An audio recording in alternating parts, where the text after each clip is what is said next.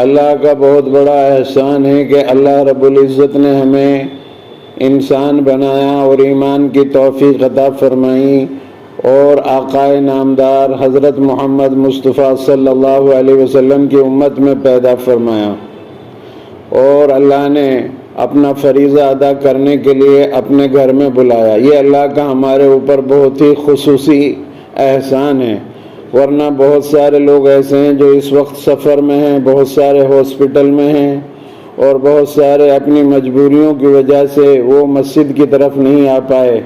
اللہ نے آپ کو صحت دی اور وقت عطا فرمایا، زندگی عطا فرمائی اور آپ کو اپنے گھر میں بلایا۔ یہ ہمارے اوپر اللہ کا بڑا کرم ہے، اس پر ہمیں اللہ کا شکر ادا کرنا چاہیے۔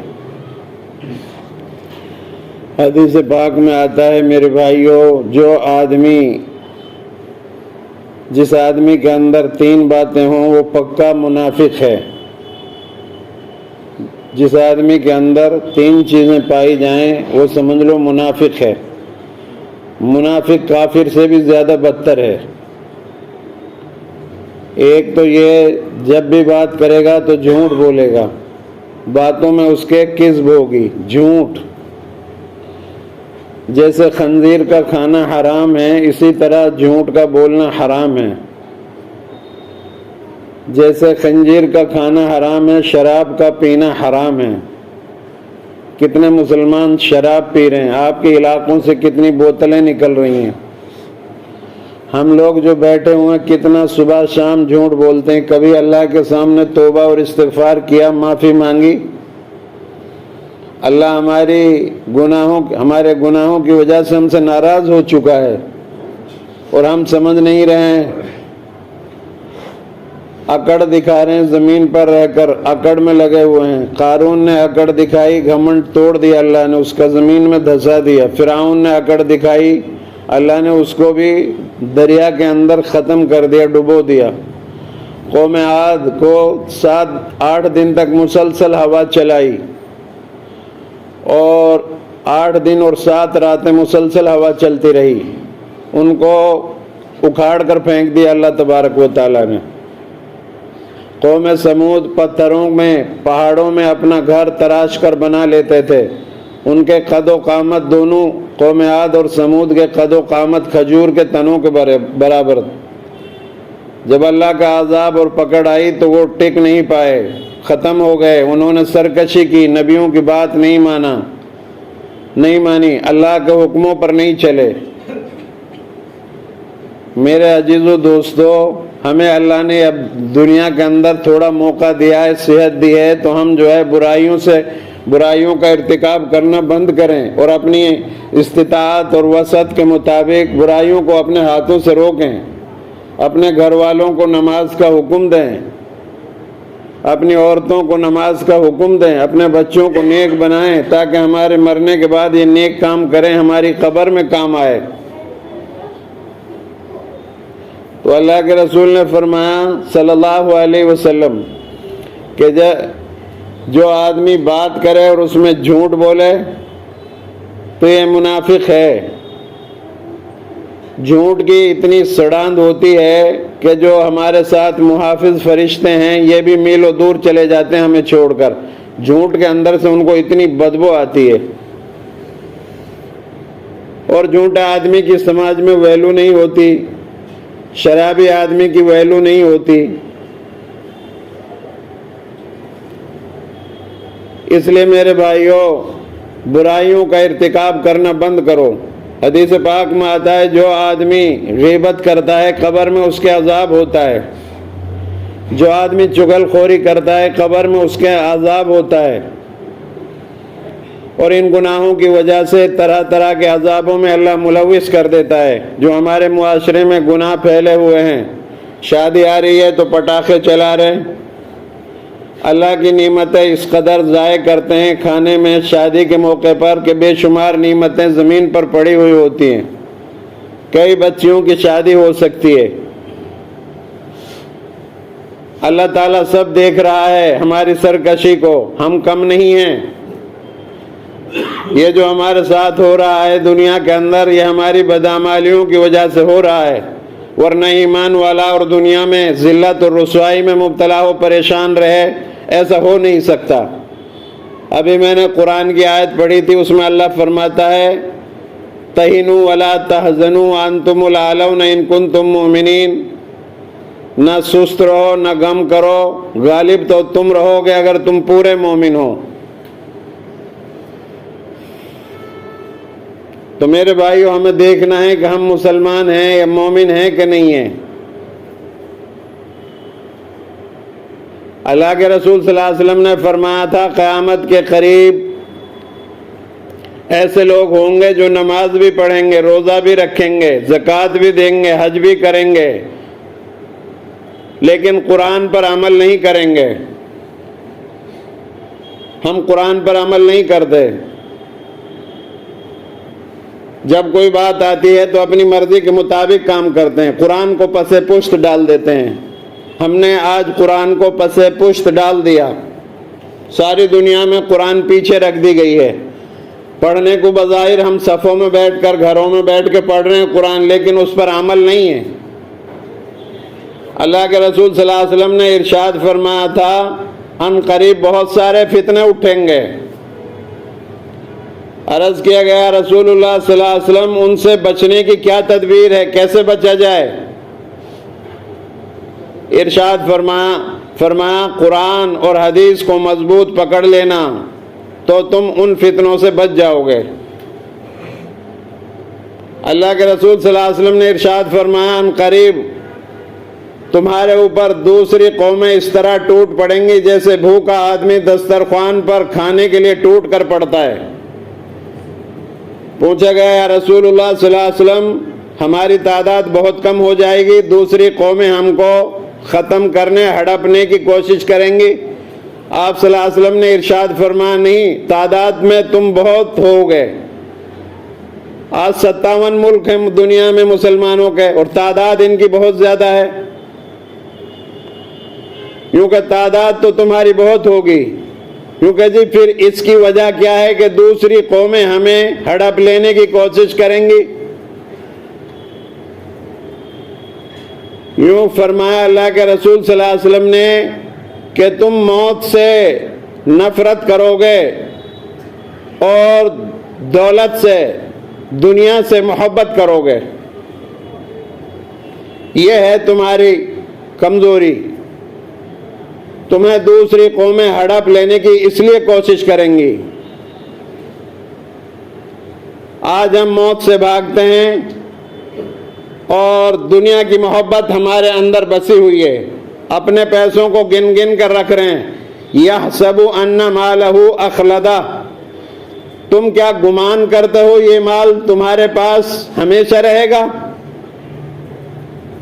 یحسب ان مالہ اخلدہ، انسان گمان کرتا ہے کہ یہ مال ہمارے پاس ہمیشہ رہے گا۔ نہیں میرے بھائیوں، اللہ کے رسول صلی اللہ علیہ وسلم نے فرمایا، مشکات شریف کی حدیث ہے کہ انسان کا تو وہی ہے جو اس نے کھا لیا، پہن لیا اور اللہ کے راستے میں خرچ کر دیا، باقی تو وارثین کا ہے، اس کا اس سے کوئی مطلب نہیں۔ تو اللہ کے سامنے جھکنا سیکھو، جھکو اللہ کے سامنے، رو اللہ کے سامنے۔ ہمارے اندر ایسی ایسی بیماریاں پیدا ہو رہی ہیں جن کا نام ہمارے باپ دادا جانتے بھی نہیں تھے۔ کوئی آدمی ایسا نہیں ہے جو اس وقت سکون میں بیٹھا ہو۔ گولیاں کھا کر لوگوں کو نیند نہیں آ رہی ہیں۔ سکون اللہ نے دین کے اندر، میرے بھائیوں، اسلام کے اندر، قرآن کے اندر رکھا ہے۔ تو اللہ کے رسول صلی اللہ علیہ وسلم نے ارشاد فرمایا تھا جو آدمی بات کرے، جھوٹ بولے باتوں کے اندر، یہ منافق ہے، اور جو وعدہ کرے اس میں جھوٹ، وفا نہ کرے، وعدہ کیا جائے اس کو وفا اور پورا نہ کیا جائے، یہ بھی منافق کی صفت ہے۔ اور کسی کے پاس آپ اپنا سامان رکھ دو، امانت رکھ دو، وہ اس کو پورا ادا نہ کرے یا دیر سے ادا کرے تو سمجھ لو یہ بھی منافق کی صفت ہے۔ یہ تین باتیں جس کے اندر پائی جائیں گی یہ پکا منافق ہے۔ میرے عزیزوں دوستوں بزرگوں، یہ زندگی جو اللہ نے ہمیں دی ہے یہ ہمارے پاس امانت ہے. یہ آنکھیں امانت ہے، یہ ہاتھیں امانت ہیں، یہ زبان امانت ہے، یہ اعضائیں امانت ہیں. اگر ہم ان کو صحیح استعمال کریں گے تو اللہ کے سامنے یہ ہمارے موافق گواہی دیں گے، اور اگر ہم نے ان کو غلط اور ناجائز طریقے سے استعمال کیا تو قیامت کے روز ہمارے خلاف یہ گواہی دیں گے. اس لیے میرے عزیزوں دوستوں، آپ قیامت کے دن ان سے کہو گے کہ ہم نے تو تمہاری عیش کی وجہ سے غلط کام کیے تھے، تم ہی ہمارے خلاف آج گواہی کے لیے اٹھ کھڑے ہوئے. تو یہ تمام اعضاء کہیں گے کہ جس طرح دنیا میں زبان دی تھی تمہیں بولنے کی گویائی کی توفیق دی تھی، آج اللہ نے ہمیں بھی بولنے کی توفیق دی، اس لیے ہم تمہارے باتوں کو کاموں کو گنوا رہے ہیں اللہ کے سامنے. یہ زندگی کو امانت سمجھو، ہمیں اللہ کے سامنے جانا ہے اور یہاں ہمیشہ نہیں رہنا ہے. اور بہت سارے انسان آئے، پہلوان آئے، مالدار آئے، غریب آئے، درویش آئے، اور انبیاء آئے، صحابہ آئے، تمام کے تمام زمین کے اندر چلے گئے. ہمیں بھی ایک دن زمین کے اندر جانا ہے، اس لیے زمین کے اندر جانے سے پہلے نیکیاں کر لیں اور اچھے کام کر لیں. ایک بخاری شریف کی حدیث میرے یاد آ گئی. اللہ کے رسول صلی اللہ علیہ وسلم نے ارشاد فرمایا، جو آدمی جھوٹا خواب بیان کرے، جھوٹے خواب بیان کرتے ہیں بہت سارے لوگ، حدیث پاک میں آتا ہے جو آدمی جھوٹا خواب بیان کرے. بہت سے لوگ اپنی بزرگی جتانے کے لیے جھوٹا خواب بیان کرتے ہیں. میں نے یہ دیکھا، حضور صلی اللہ علیہ وسلم کو دیکھا، صحابہ کو دیکھا، خلفائے راشدین کو دیکھا. تو قیامت کے روز اللہ اس کے ساتھ کیا کرے گا؟ اللہ فرمائے گا کہ یہ جو کے 2 دانے ہیں ان میں گرو لگا اور یہ اس کو کر نہیں پائے گا. جو کہ 2 دانوں میں گرو لگائی جا سکتی ہے؟ نہیں لگائی جا سکتی. اسی طرح جھوٹے آدمی سے کہا جائے گا کہ تو جھوٹا خواب بیان کرتا تھا لوگوں میں اپنا سکہ بٹھانے کے لیے، آج ان جو کے 2 دانوں میں گرو لگا. وہ لگا نہیں پائے گا، اس کو عذاب دیا جائے گا. اللہ ہماری ایسے جھوٹے خواب بیان کرنے سے حفاظت فرمائے. دوسرا آدمی بندہ وہ جو 2 آدمی آپس میں اپنی باتیں کر رہے ہیں اور پھر وہ ان کی باتوں کو سننے کے لیے کان لگا رہا ہے، حالانکہ جو بات کر رہے ہیں وہ اس کو پسند نہیں کرتے کہ تیسرا بندہ ہماری باتوں کو سنے، لیکن یہ تیسرا بندہ ان کی باتوں کو سننے کے لیے کان لگا رہا ہے. تو قیامت کے روز اس کے کانوں میں پگھلا ہوا سیسا ڈالے گا اللہ تبارک و تعالی. میں عرض کر رہا ہوں، کسی کا راز آپ کو اگر معلوم ہے تو آپ اس کی باتوں کو تشریح کرتے نہ پھرو، ان کے عیبوں کو، لوگوں کے عیبوں کو چھپاؤ. اگر آپ دنیا میں لوگوں کی عزت بچاؤ گے، عیبوں کو چھپاؤ گے، پردہ دری نہیں کرو گے، تو قیامت کے روز اللہ تبارک و تعالی آپ کے عیبوں کو چھپائے گا، آپ کے گناہوں کو معاف کرے گا. اور اگر آپ لوگوں کے عیبوں کی پردہ دری کرو گے، عیبوں کو کھولو گے، تو قیامت کے دن اللہ بھی ساری دنیا کے سامنے آپ کی پردہ دری کرے گا، آپ کے عیبوں کو کھول دے گا. آج ہمارا مشغلہ یہ رہ گیا ہے، جہاں 2 آدمی جمع ہوئے غیبت شروع ہو گئی، جہاں 2 آدمی ہو تیسرے کا ذکر نہیں. اگر عذاب قبر سے بچنے چاہتے ہو، تیسرا بندہ وہ جو آدمی جاندار کی تصویر بناتا ہے. ہم لوگ مرنے والے کی تصویر کھینچ رہے ہیں، حرام ہے یہ. جو آدمی مر گیا اب کفنایا جا رہا ہے، دفنانے کے لیے اس کی تیاری ہو رہی ہے اور ہم اپنے موبائل میں اس کا فوٹو کھینچ رہے ہیں، تو یہ حرام ہے. اور تصویر کا، جاندار کی تصویر بنانا یہ حرام ہے. قیامت کے روز اس تصویر بنانے والے کو اللہ کہے گا کہ ان تصویروں میں جو تو نے بنائی ہیں ان میں جان ڈالو، اور وہ اس کو کر نہیں پائے گا، پھر اس کو عذاب دیا جائے گا. تو تصویروں سے بچنے کی کوشش کرو اور وقت پر نکاح کرو اپنے بچوں کا. آج زنا جو ہو رہا ہے وقت پر نکاح نہ ہونے کی وجہ سے ہو رہا ہے۔ ہمارے زمانے میں نکاح مشکل ہو گیا، زنا آسان ہو گیا۔ وقت پر اگر نکاح ہو تو زنا نہیں ہوگا۔ اسلام کا اندر بوائے فرینڈ گرل فرینڈ نہیں ہے۔ جیسے تمہاری بہن بیٹیاں ہیں اس طرح دوسروں کی بھی بہن بیٹیاں ہیں۔ کسی کو غلط آنکھوں سے دیکھو گے تو یہ آنکھوں کا زنا ہے، کسی کو غلط بات زبان سے کہو گے تو یہ زبان کا زنا ہے، کسی کو غلط طریقے سے شہوت کی نیت سے ہاتھوں سے پکڑو گے تو یہ ہاتھوں کا زنا ہے، غلط ارادے سے زنا کے ارادے سے قدم اٹھاؤ گے تو یہ پیروں کا زنا ہے، اور یہ سب حرام ہے میرے بھائیوں۔ ہم لوگ ان تمام چیزوں سے بچنے کی کوشش کریں، اللہ سے توبہ اور استغفار کریں، معافی تلافی کریں، سلام کو عام کریں، بھوکوں کو کھانا کھلائیں، راتوں میں اٹھ کر اللہ کے سامنے کھڑے ہو کر نماز پڑھیں، دعائیں مانگیں انسانیت کے لیے، اپنے ملک کے لیے دعا مانگیں، پورے عالم کی انسانیت کے لیے دعا مانگیں، اے اللہ عالم کی برادری کو ہدایت عطا فرما۔ حالات ہمارے خلاف جا رہے ہیں، ہوائیں ہمارے خلاف چل رہی ہیں، ہم نہ سمجھیں گے تو مٹ جائیں گے، ختم ہو جائیں گے۔ ہمیں سمجھنا ہوگا تم بہترین امت اس لیے ہو، تم لوگوں کو بھلی بات بتاؤ تب بہترین امت ہو۔ اگر تمہارے اندر یہ صفت نہیں ہے، لوگوں کو بھلی باتوں کی طرف نہیں بلاتے، برائی سے نہیں روکتے، تو تم بدترین قوم ہو۔ تمہارا قبر میں چلا جانا زیادہ بہتر ہے دنیا میں رہنے کی بنسبت۔ اور اگر تم لوگوں کو اچھی باتوں کا حکم دے رہے ہو، بھلائی کا کام کر رہے ہو، اعمال صالحہ کر رہے ہو، تو تمہارا زمین پر رہنا زیادہ بہتر ہے بنسبت قبر میں چلے جانے سے۔ صحابہ کے اندر یہ صفت تھی، ان کا ایمان مضبوط تھا۔ صحابہ نے کسرا پر حملہ کیا تو کسرا ڈر گیا تھا۔ کسرا بڑا بادشاہ تھا، اس زمانے کی بڑی سپر پاور طاقت تھی، جیسے آج امریکہ ہے اس طریقے سے وہ اس زمانے کی طاقت تھی۔ صحابہ نے اس پر حملہ کیا تو کسرا ڈر گیا اور صحابہ سے کہنے لگا کہ میں تم سے مذاکرات کرنا چاہتا ہوں، بات چیت کرنا چاہتا ہوں، بات چیت سے مسئلہ حل کرنا چاہتا ہوں۔ صحابہ نے مشورہ کیا تو دو صحابہ کو بھیجا، ربیع بن عامر اور حضرت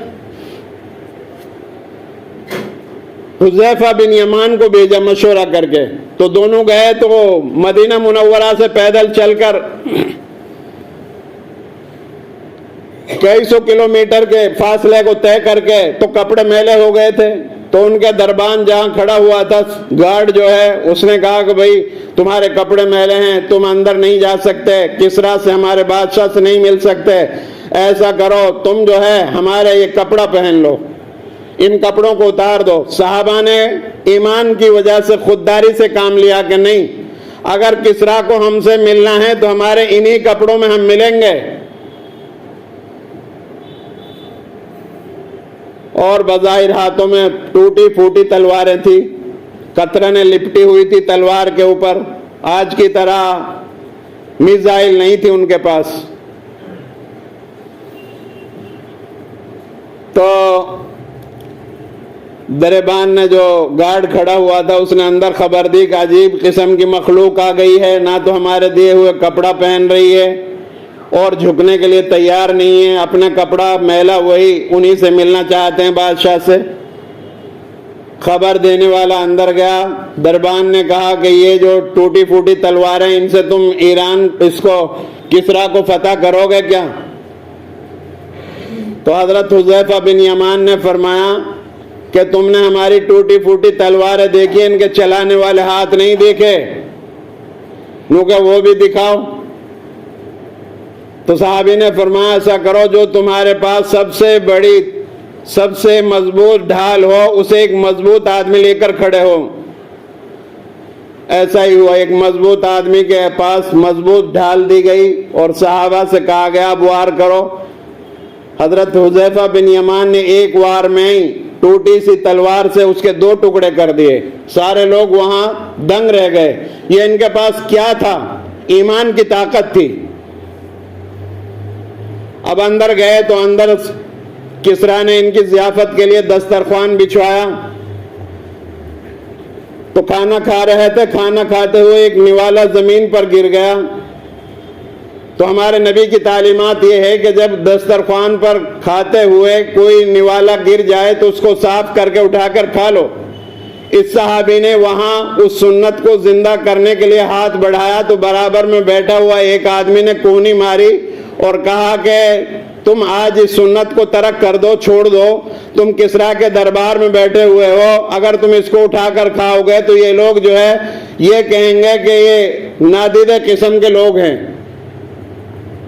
تو اس صحابی نے اس کو جواب دیا، کیا اس احمق کی وجہ سے، ان دنیا والوں کی وجہ سے ہم اپنے نبی صلی اللہ علیہ وسلم کی سنت کو ترک کر دیں؟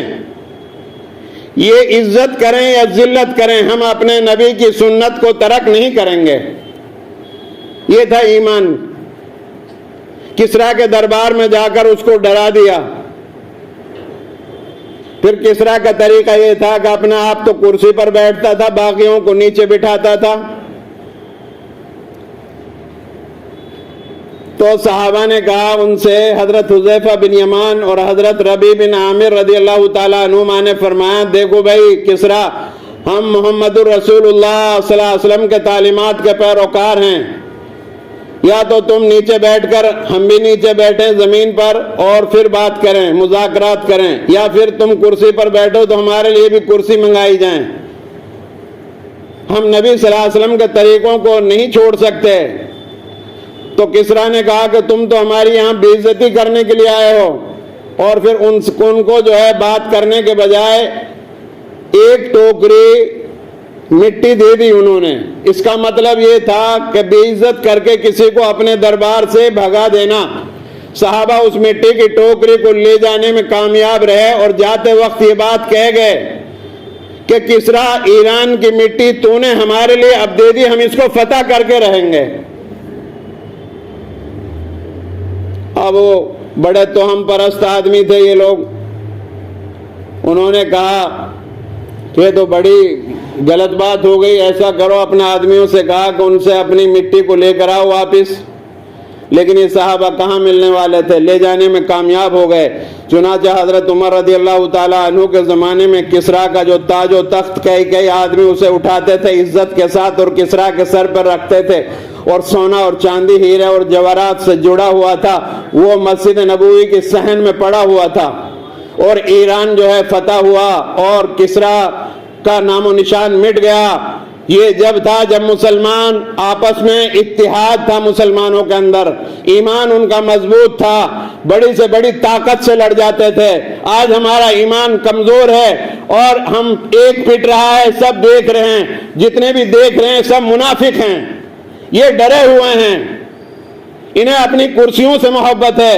ادھر فلسطین کے اندر بے شمار لوگوں کو مارا جا رہا اور ان کے یہاں رقص و سرور، ناچ گانے کی محفلیں منعقد ہو رہی ہیں.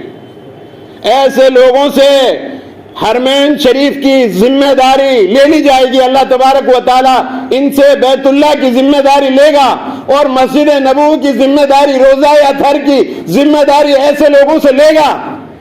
اور رجب طیب اردگان بھی باتیں کرتا ہے لیکن کچھ کام نہیں کر رہا.